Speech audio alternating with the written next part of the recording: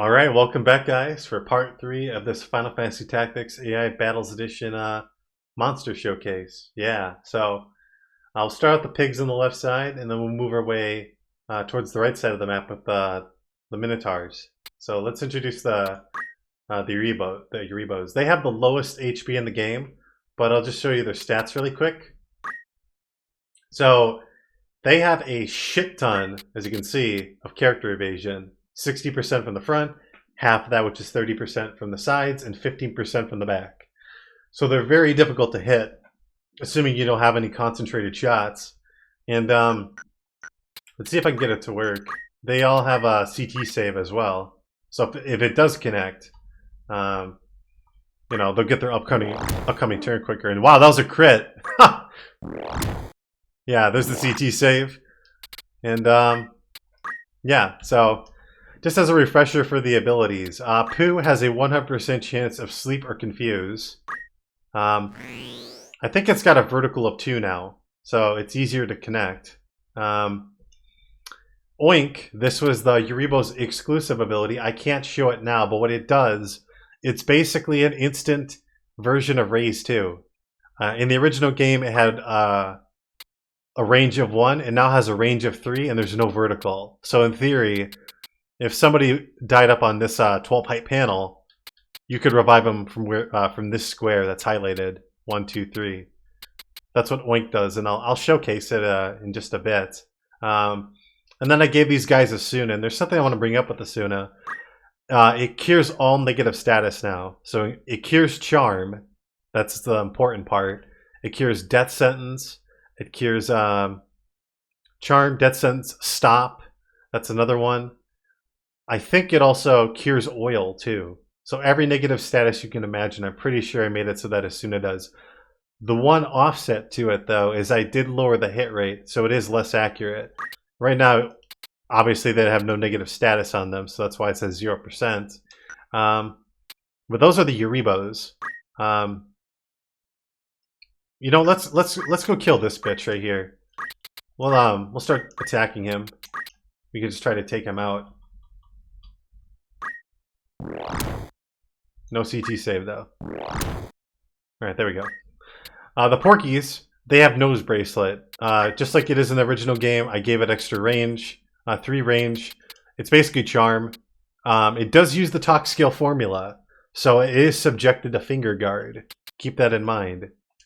Everything else is the same though, so we'll kill off this... Actually, we can't kill him off, son of a bitch. Well, you know what? Okay, well, we'll wait in place, actually, so we get to turn in with Porky faster. As for the Wild Bow, I think he's probably the most interesting one. So Please Eat used to sacrifice... the Wild Bows used to sacrifice themselves and give your people up a level. They would gain 1 level, and this is the only way you could level up Onion Knights in War of the Lions. You had to feed pigs to them, because normally they wouldn't gain any experience, Onion Knights in War of the Lions. But in this one, Please Eat is completely different. I believe it's the same version as 1.3. What it does, it says Protect, but it's basically an instant version of M Barrier at 50%. So if it hits, fantastic. If it doesn't, then you're kind of SOL. But it's extremely powerful for what it provides you. It's a coin flip. Do you go for it or not? You know. Did miss there. I'll show it. Till it succeeds. There you go. Again, if it hits, extremely strong. Instant version of Please Eat, or instant version of M Barrier with some range on it. It does have a vertical threshold. So if I go up here, right, I can't target up here, for example. I think it's got a vertical of 2, but yep, that's what that does in a nutshell. Let's make sure that this connects. It does, nice. Okay. So, for the bulls now, the bull demon is Shake Off, Gather Power, his exclusive ability, Wave Around, and then Berserk. Berserk, it's basically from Beowulf's skill set, and it's as simple as that. There you go. And then Wave Around is a little bit different. It does target yourself like in the original game, but it's lightning elemental. That's why it says plus 231 HP. Because the Bull Demons also now absorb lightning. Yep. So, yeah.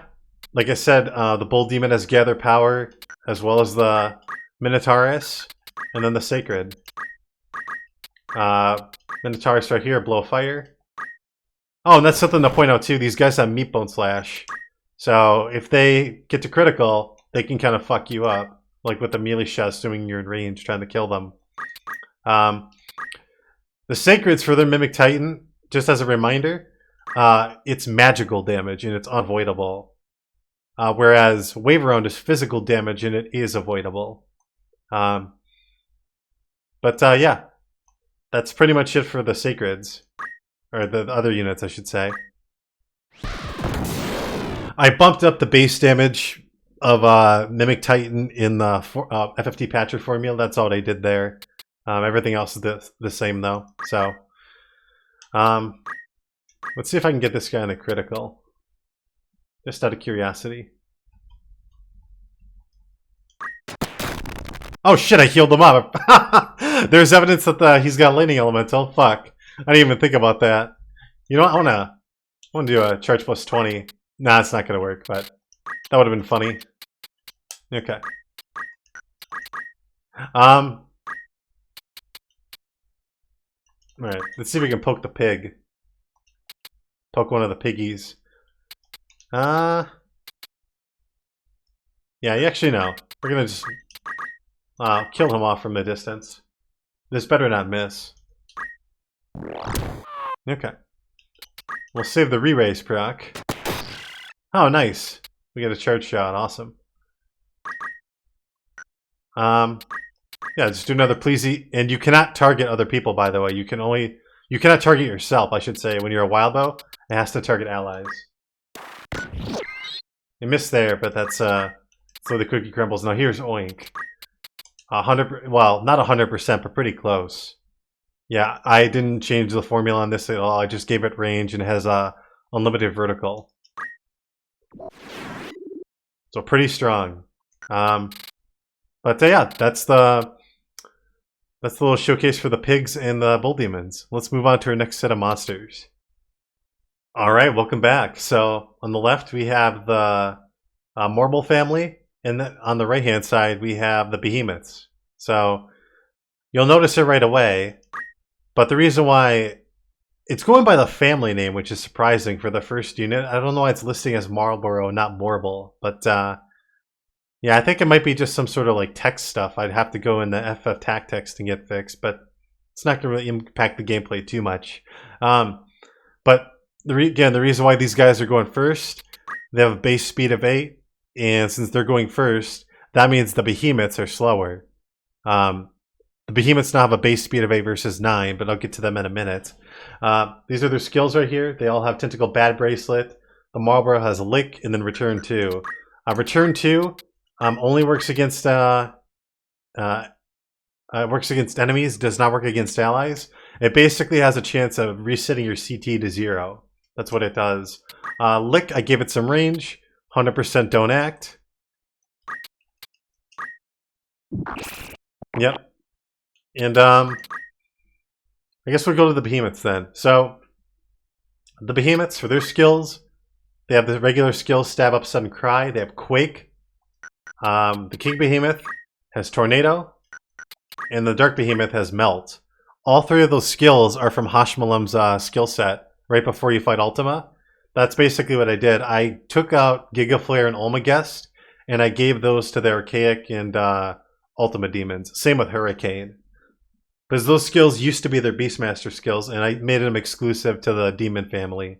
Now, do remember that Melt, Tornado, and Quake, they're all based on your MA stat. And then, not your MA, sorry, your Faith stat. MA is a part of it, but it's also faith-based magic. Another thing to point out, you can see MP Switch. Well, let's see if I can get it to work. The Behemoths all have MP Switch, and they also have Move MP up. That's part of the reason why they don't have an actual fourth skill. It's because they have an extremely strong skill set with MP switch, move MP up. And I thought it'd be fair to do that. Yep. Regenerator for these guys. That's their reaction. And then, again, Bad Bracelet does its thing. The AI will use it correctly now. Goo, it's a 100% don't move. So you could just sit there and kind of pose. And then for the Great Morble, he's got mobile virus. His monster, his skill. It's a 32% chance of turning someone into the regular Morble monster.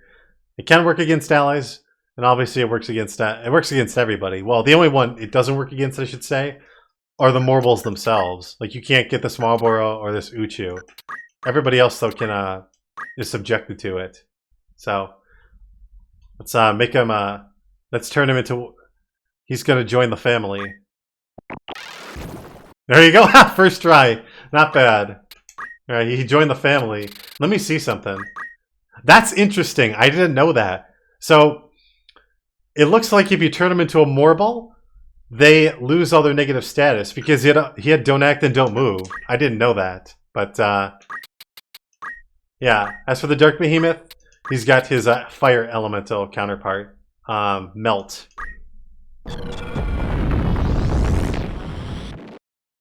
Yep. I made it so that Melt, Tornado, and Quake all do the same amount of damage. It's just they're different elements.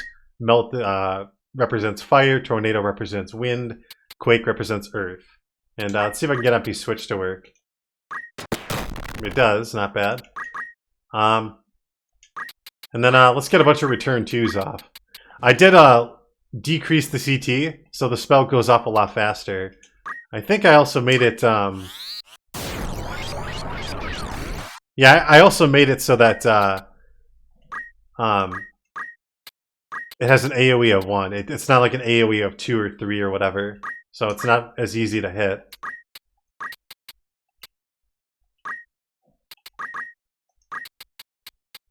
Okay.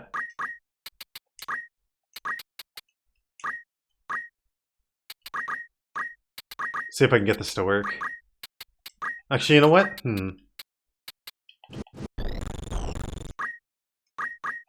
We'll do a little friendly fire. Why not? Oh, we got a Petrify and a Confuse. Yep. That's 2 in a row. Not bad. Now, our good friend here is going to be a Gentleman and a Scholar. There we go. And so, yeah. That's the Morbles and the Behemoths for you. That's the changes I made. I'm gonna horn this guy right up the butt. Let's see if I can penetrate him. Yeah, we do. Nice. Took half his life. Oh yeah. But with that said, I'll see you guys for the finale then. And we'll have some of the most interesting monster changes, I guess you could say, or alterations. But yeah, I'll see you guys for part 4. Take care until then.